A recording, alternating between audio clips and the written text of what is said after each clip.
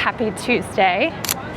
It is Tuesday lunchtime. I'm headed to grab a bite to eat, and it's a shortened week. We had a holiday, so lots to get accomplished. Also have a few events later this week. Hoping I can bring you along. If not, definitely share some insights and learnings. It's always nice to get out of the office and get out of our silos. Talk to new people, old friends, new friends. But something I was reading this morning that I wanted to share is a LinkedIn confidence survey.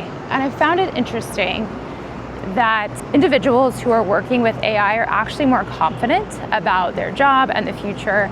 And while that could be correlated to their confidence and the expertise in the technology, and it's transferable to other industries, and so maybe that's where they're feeling confident.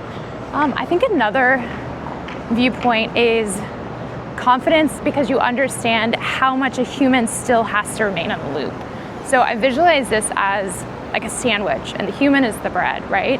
So you have the human, they're delivering the prompt, the input, the guardrails, they're developing the instructions, like what is actually needed. From there, the agents, our AI, can improve the quality, it can condense the time to complete something, it can strategize and loop all these pieces together much more efficiently than a human. But once that becomes an output, there's your second piece of bread that is the human. And so while I think that the confidence could come from understanding and actually the technical skills, I also think that the more you work with AI, the more you realize how much we still need humans. I think humans are back. I do. I think the humans are back. So all to say, if you're having a little bit of FOBA, fear of being automated, FOBA, I would highly recommend just digging in, getting your hands dirty. You might start to realize how much humans are still needed, and you'll get out of this getting swallowed by the doomsday narrative that AI is going to take everyone's job, because the humans, we're still here.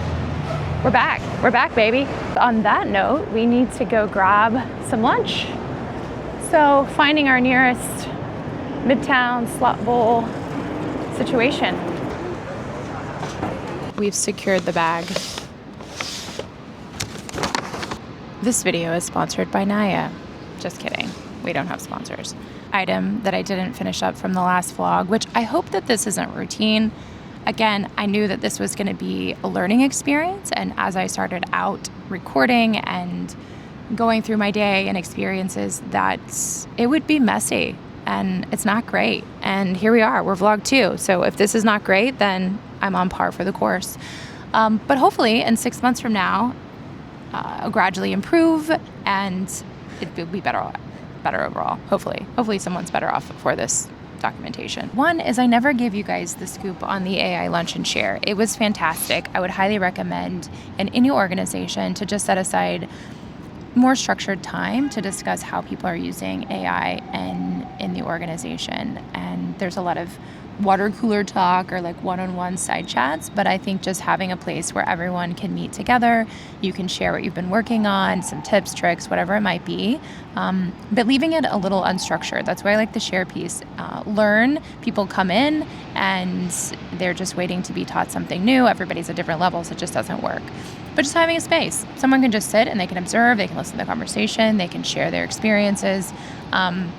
We learned about harnesses and what that actually means, and we're actually developing one in our own organization. And so that's really interesting. Our tech team shared some insights, and we were all able to take away a little bit of something new. I know I learned so much. So to anyone out there, if you don't already have some sort of structured training, even if you do have structured training, highly recommend launching some sort of small organic get-together space for everyone to just kind of share.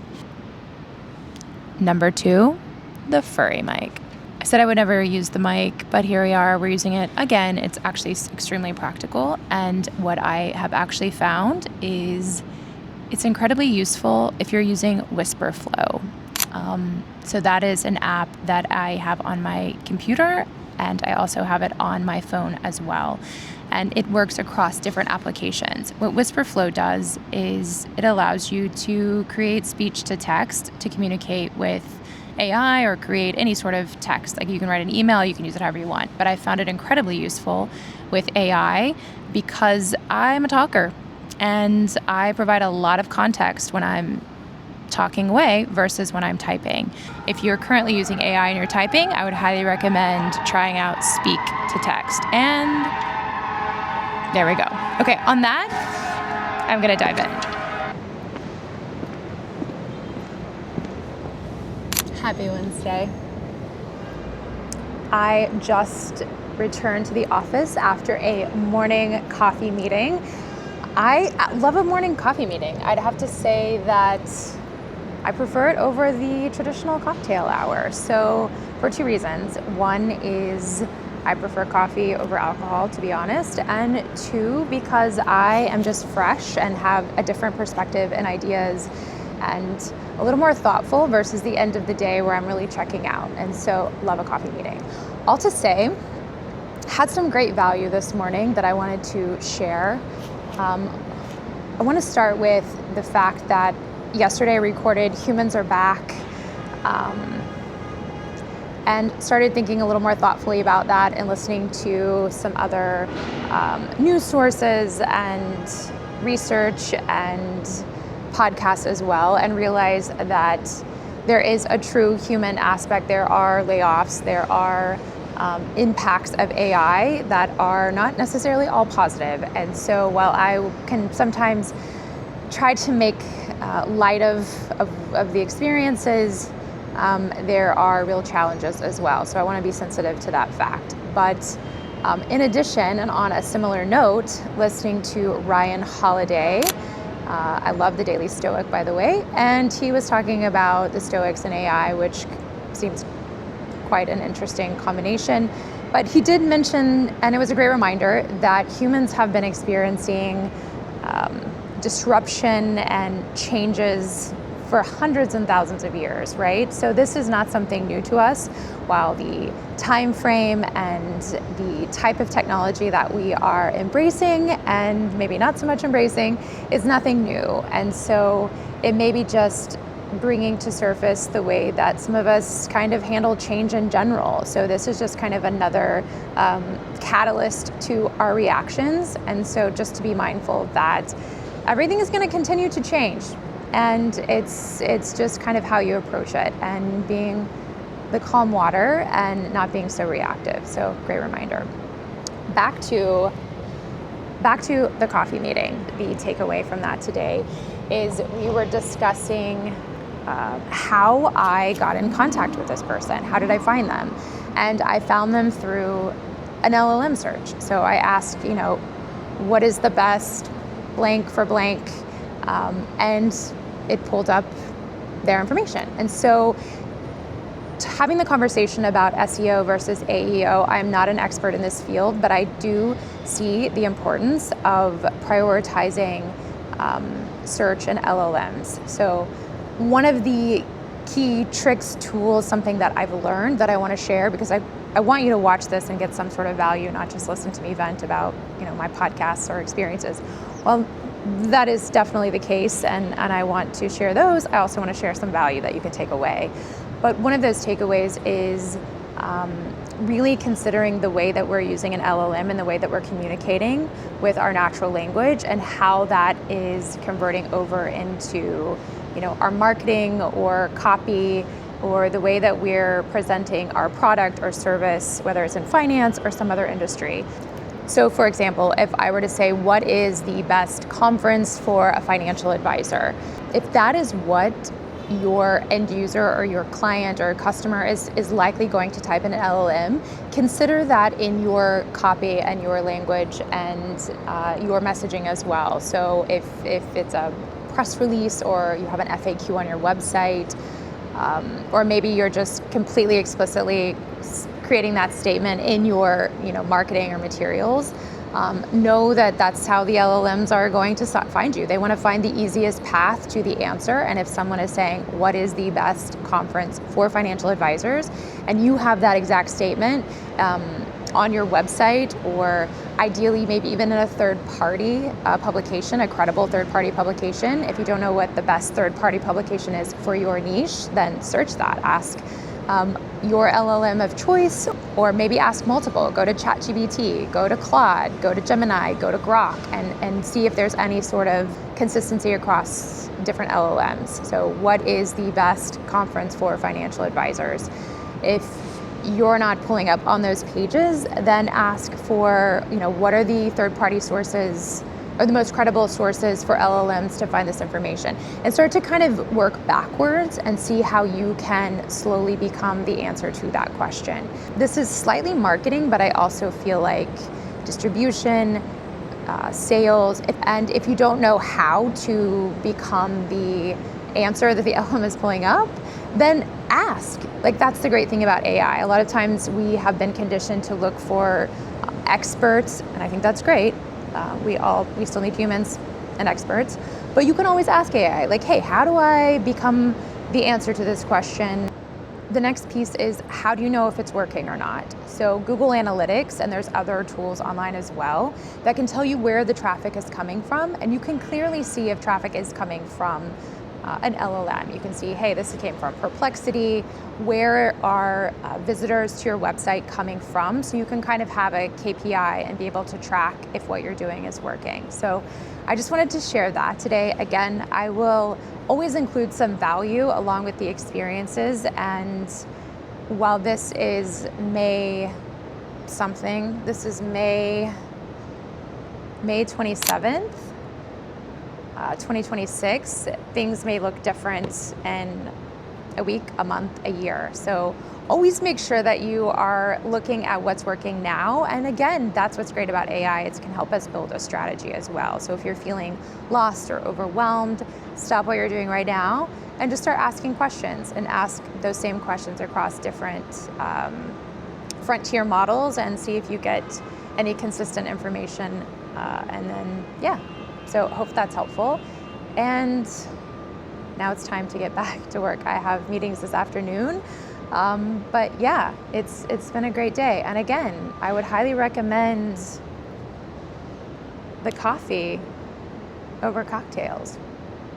Hot take. It's Thursday and things look a little different today. We are out of the city. You can kind of see the scene here. It's gorgeous. We are in New York. This is like 40 miles from the city. But we have a golf outing today. Actually got to the course a bit early. Yeah, I got there at 10:45. It actually starts at noon. And so left my bag and decided to come out here and maybe chat for a second. So I'm gonna actually take you into my car. What's up? We're in the car. This is nice. I get a little privacy. I don't have to wear sunglasses the entire time, and we have beautiful nature around us here. I've heard so many folks comment about how beautiful New York State is, and the hills and the trees and the water, and just, it's beautiful. It's all it's been cracked up to be. So yeah, headed to a women's golf event today. Love a good women's finance event, and really love when it's outside and we're playing golf. That's so exciting. I love this. I'm very thankful for the host for inviting me, because this is going to be really fun. I wish I could bring you along, but can't. Probably not going to be able to do that today. Maybe I'll take some pictures. That was good. So I wanted to jump on really quickly because I was thinking during the drive. I don't drive much, but I drove for about 45 minutes and it was nice. I had something I was thinking about that I wanted to share as it pertains to AI and agents and humans. This week I really want to kind of focus on humans. They're so back. But really that they're not getting replaced necessarily. And just looking at the one-to-one, so like one agent to one human, and how that's not really where the true value in AI lies. It's really the connection between agents and humans. and using it as a connector. So both kind of a bridge, both vertically, I don't know if vertical is a bridge, stairs, connecting vertically, but also horizontally as well. So the way I'm thinking about this is it's compressing organizations, the communication between the work and the CEO. Jack Dorsey wrote a paper and was also on a podcast explaining this idea, moving away from a hierarchy into like a company's internal intelligence system, and how with maybe like 6,000 employees, he's looking to go from like 5 degrees of separation to 2 to 3 to eventually everyone has direct access to the CEO, which sounds wild. But I think it's an interesting idea that it's not necessarily one-to-one agent to human, but it's actually rethinking organizations completely. And the current systems and structures we have in place might not make sense overall with agentic workflows. And so back to the vertical compression here, but also the horizontal bridge, and really looking at it from a different viewpoint, not necessarily one-to-one, like I'm creating an agent. Companies that have actually created these one-to-one agents have found that that's not really true value is. They're keeping the value inside of that role, and if the person leaves, they're losing a lot of that information, but also that the bridge between two different departments and using AI to bridge those two humans together is actually where some true value lies. So thinking through this as an example, I would think like a marketing and product. So, if they had an agent that was maybe communicating through Slack and connecting those two pieces together, how they could keep track of roadmaps and customer feedback and copy. So it's not these two people talking, but you could actually have an agent that's synthesizing the information from both and developing efficiencies and improving quality overall by implementing that agent. How that actually looks in practice, I'm not completely sure yet. It makes sense, but it does require some tech, and it also requires the departments to be able to articulate what they are doing and the value that they need and what they need. So there's still humans in the loop because we have to communicate to the AI. There has to be a prompt. Somebody's developing these ideas and actually getting them put to work. So we still need humans. The humans are fantastic. So yeah, overall, I'm just thinking about how we can develop these bridges, these connectors, almost like a chain, right? Like a chain becomes much stronger together. So how we can use these agents to actually chain humans together versus a one-to-one replacement of humans, and how that's really where the value lies. This is something I am definitely working on in our organization, and it requires a lot of time because now you're really thinking through every process that you're doing, why you're doing it, what's the value. When you completed, how do you know that you completed it successfully? What do those metrics look like? There's just so much to think through, and I think that this could be the value that we're getting. I mean, it does take a lot of extra time, and we are saving time, right? There's a lot of rudimentary, really repetitive tasks that we're doing that we're saving a lot of time. In exchange, we're spending a lot of time thinking through processes and how we can prompt AI to make them more efficient. So yeah, that's my experience. The more I use technology, the more I learn, the more I realize how important it is to have humans in the loop, and how important it is for us to stay learning, stay curious. And I think I just like to nerd out. I mean, I'll be honest, headed to this golf event today, I'm definitely gonna be saying like, how are you using AI? How are you guys using it? It's my favorite cocktail party question. It's my favorite work question. I just am so curious in how people are using it. And I learned so much in personal life too. Like I've heard people say, hey, like I wanted to remodel a room. So I took a picture of it and I had AI develop an entire Home Depot list of work and materials I needed to repaint the room, and links to products and ideas. Like it's just crazy what people are doing, and it's really exciting. And I'm gonna stop nerding out today. Enjoy the nature a bit as well. I'm gonna head out to golf. Bye.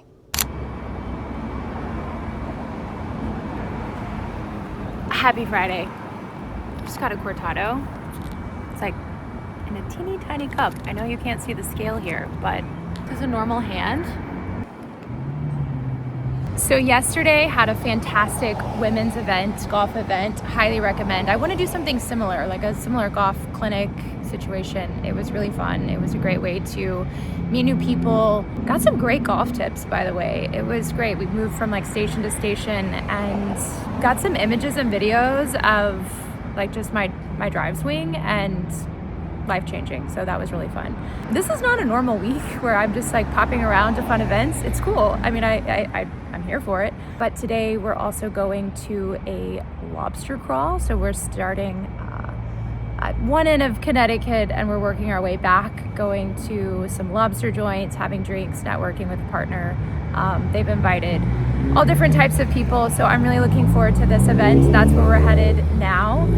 But I wanted to just share something as we wrap up the week. What I have noticed is I truly treasure and enjoy these in-person, live, networking, just real events, more so now than ever. I don't know if it's because my feed is full of 30-second videos, some of it's real, some of it's not. There's so much anxiety, I guess, or just so much noise around this is changing, this is over, this is like, it's overstimulating that it's really nice to just stop and just have a conversation with people and realize, hey, we're here, we're healthy, we're in the sun, life is good, to really just get some perspective. So I'm seeing this in my life personally. This is just my anecdotal experience, that professionally and also personally, it does feel like this big shift towards a barbell, where one side of it is AI, automation, tech, and the other side is really soaking up these in-person events. And did some digging on data. I want to do a whole, I don't know if we call these episodes, vlogs, weeks, whatever the situation is, but I want to really focus more on this and how this is changing maybe brands, companies, organizations to maybe look at the way they're doing business now, but living in that really static middle of, emails and generic, unautomated is going to be very difficult. So really just looking towards automating, using AI at that one extreme of the barbell, and really focusing on community and live events and in-person events. And so some great data. I've already been on Claude this morning just saying, hey, give me some data around live events. And it's clearly a trend, not just something that's happening, I'm noticing in my life personally. Sometimes I have experiences and I'm shifting towards a certain medium and then it becomes a trend. And then sometimes